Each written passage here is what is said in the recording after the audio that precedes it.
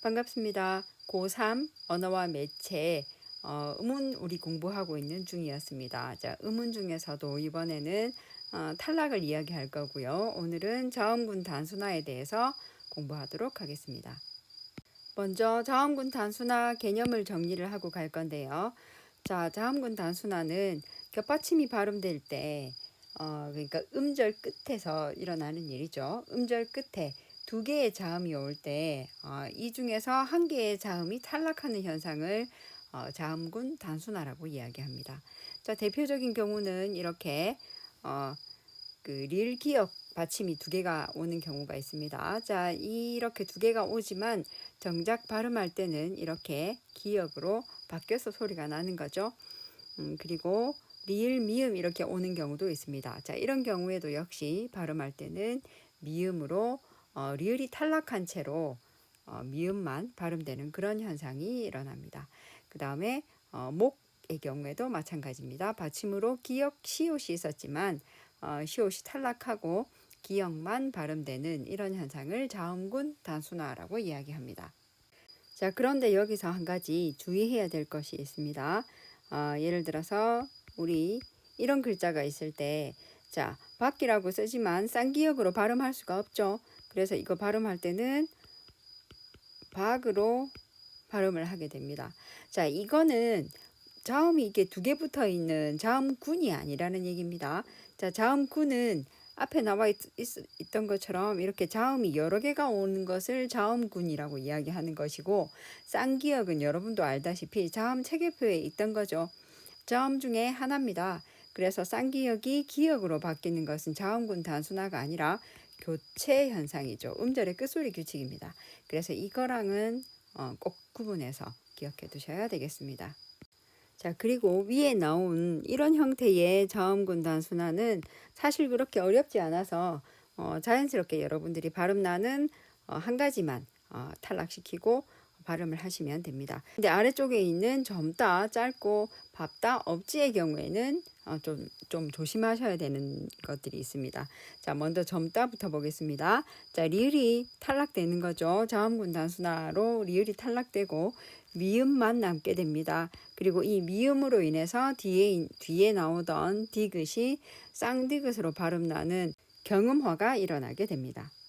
자, 그리고 주의하셔야 될 것은 우리 그 교체에서 배웠던 경음화의 경우에는 앞에 나오는 어간의 받침이 미음인 경우에 뒤에 오는 자음이 된 발음이 나는 거죠.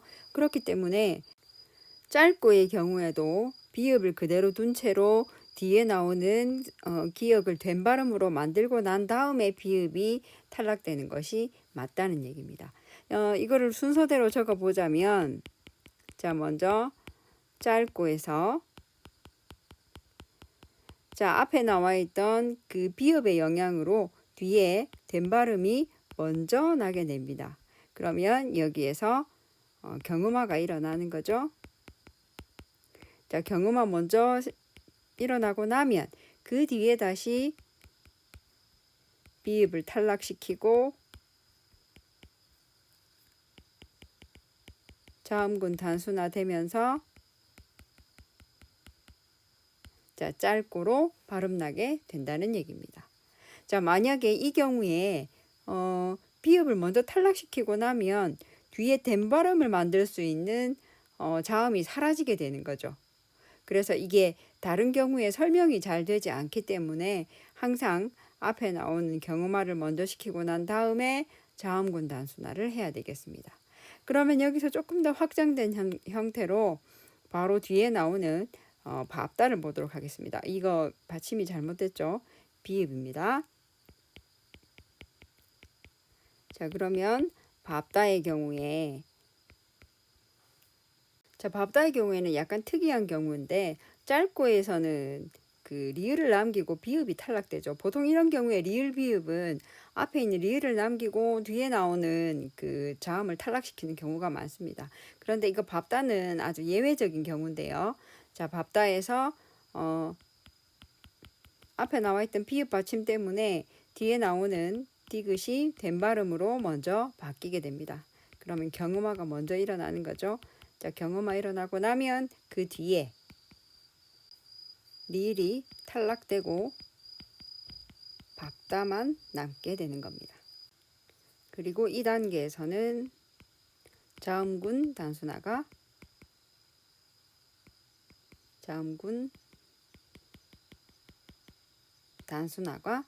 생기게 되는 겁니다. 자, 그리고 여기 마지막에 나오는 업지의 경우에는 아주 특이한 경우가 있습니다. 자, 요거 잘 기억해 두시기 바랍니다. 자, 이 업지는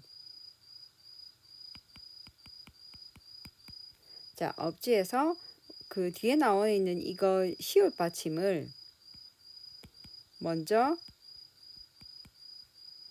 음절의 끝소리 규칙이 적용이 됩니다.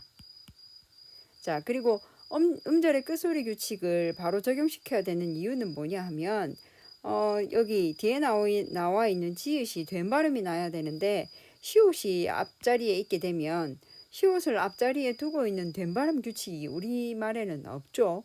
우리 교체할 때 된 발음 그 경음화되기에 대해서 이렇게 공부를 했는데 기역, 디귿, 비읍 이렇게 세 개가 올 때는 뒤에 된 발음이 나는 경우가 있지만 이런 경우에는 시옷의 경우에는 뒤에 나오는 그 자음을 된 발음으로 만드는 규칙이 아예 존재하지를 않습니다.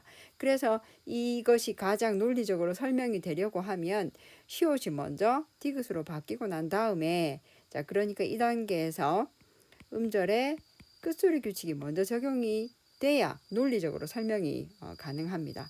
그래서 디귿으로 바꾸고 뒤에 나오는 지읒이 된 발음으로 경음화 되어야 됩니다. 자, 그리고 이 단계를 지나고 나면 자연스럽게 된 발음 만들고 난 디귿은 탈락을 하게 되고 없지만 남게 된다는 겁니다. 그러면 이 단계에서 자음군 단순화가 생기게 되는 겁니다. 자, 물론 앞에 짧거나 밥다의 경우에는 이런 경우처럼 경음화를 먼저 시켜도 상관은 없습니다. 그래도 뒤에 나오는 발음은 그렇게 될 수 있지만 업지와 같은 이런 것들 때문에 똑같은 규칙으로 이렇게 적용되는 그런 통일성이 없게 되는 거죠.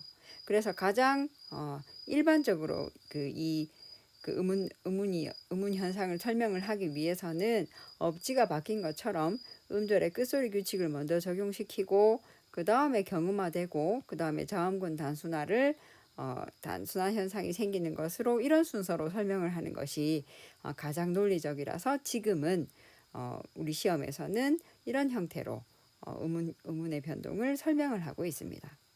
자, 그리고 어말 또는 자음 앞에서 겹받침 발음을 지금 정리를 하자면 보통 이런 경우에는 앞에 것이 다 납니다. 그래서 여러분들이 그냥 일반적으로 기억을 할 때는 자음군이 어말에 올 때는 이렇게 앞에 것이 대체로 나는 것이 가장 일반적인 경우다라고 생각하시면 되고 이 두 경우에만 뒤에 것이 소리 난다라고 기억을 하시면 됩니다. 그리고 예외가 있죠. 자, 리을 기역이 올 경우에는 여기 오타가 났습니다. 어강 끝에 리을 기역은 기역 앞에서 리을로 나고 나머지는 다 기역으로 난다는 겁니다. 그리고 아까 봤던 예처럼 리을 비읍의 경우에는 밥다 넙죽하다 넙둥글다 할 때는 비읍으로 나고 나머지는 다 리을로 난다고 기억하시면 될 것 같습니다. 물론 지금 이거를 외우는 거는 별로 의미가 없습니다. 그 예제 속에서 이게 그 전과 후에 어떤 변화가 일어났는지를 가지고 여러분들이 거기에서 음절에 그 자음군 단순화가 적용됐다든가 된 소리 내기 경음화가 일어났다든가 하는 것을 설명할 줄 아는 게 제일 중요한 우리가 갖춰야 될 능력이라고 하겠습니다. 자, 그리고 한 번 더 반복하자면 지금 우리가 공부하고 있는 자음군 단순화는 탈락입니다. 자, 탈락 중에 하나이기 때문에 자음이 영어처럼 그 어두자음군이 여러 개가 있죠. 그리고 우리말에도 옛날에 중세국어 같은 데 보면 자, 이런 그 자음군들이 있습니다. 이렇게 자음이 여러 개가 한꺼번에 올 때 된 그 경음에 나와 있는 그런 자음들 말고 이렇게 여러 개가 올 때 이 중에 하나가 탈락하는 그런 현상이라는 거 잊지 마시고 그 다음에 뭐 기역이라든가 쌍비읍이라든가 자, 이런 것들은 전부 변소리입니다. 그래서 얘들은 원래 그 음은 하나의 자음이고 얘들은 자음들이 모여 있는 자음군이라는 거 여기에서 중요한 개념이니까 잊지 말고 꼭 기억해 두시기 바랍니다. 자, 그러면 그 자음군 단순화 중에서 제일 여러분이 혼동하기 쉬운 것만 선생님이 오늘 조금 더 그 이야기를 했습니다. 자, 다음 시간에 수업 시간 이용해서 나머지 그 음운의 변동 같이 공부하도록 하겠습니다. 고생하셨습니다.